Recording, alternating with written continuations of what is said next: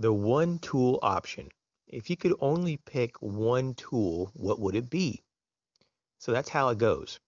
And in my opinion, there's two aspects to this. A lot of times you hear this on various forums from bushcraft sites, woodcraft sites, prepper sites, or even survivalist sites.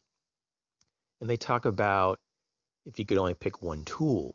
But to me, the vast majority of this conversation is more about a personal challenge than a necessity. And and so this is kind of something to keep in the back of your mind that this is not always the most practical approach to being prepared. Having just one tool to try to do everything is probably not realistic in most people's situation. For example, a multi-tool is a jack of all trades, but a master of none. And, it couldn't be further from the truth. So the other aspect though is out of necessity though, which is like I said, it's very few and far between that people really need to minimize their gear down to one tool. Most people can easily carry two or three tools at a minimum. And so I see a lot of people who typically have, a mid-size fixed blade, maybe like a hand saw, and maybe a small multi-tool, and that's kind of their loadout, for example, versus someone that's just going to pick one tool. It doesn't make a lot of sense because, every tool is usually designed for one or two purposes, but they're not designed to do everything. There's no one tool, to my knowledge, that can do everything perfectly, or at least in the most efficient manner. So, what is the short list?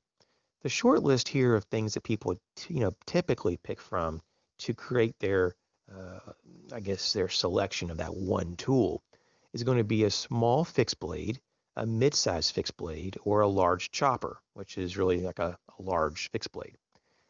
They usually pick also from a folding blade or a multi-tool, an axe, a saw, a hatchet, and of course a tomahawk. Some people even do the heavy machetes or short machetes, a sharpened shovel, or an awl or reamer. And so that's typically what's in the basket there to pull out of. And so what I've seen over, time, and even from posing this challenge on myself, is that people typically pick the large chopper, the large fixed blade, typically between the 7 to 10 inch blade version.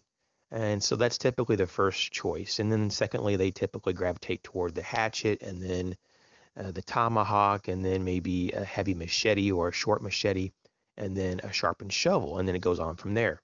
But that's just to give you an example. Everybody has different preferences and they may live in different environments that have different needs. But I just wanted to point out that typically this conversation of the one tool option is more of a personal challenge than out of necessity. And so just think about that. Don't limit yourself just because other people say that you should, or just because other people are playing a game to see if they can get away with one tool. It could be quite dangerous. Thanks for watching.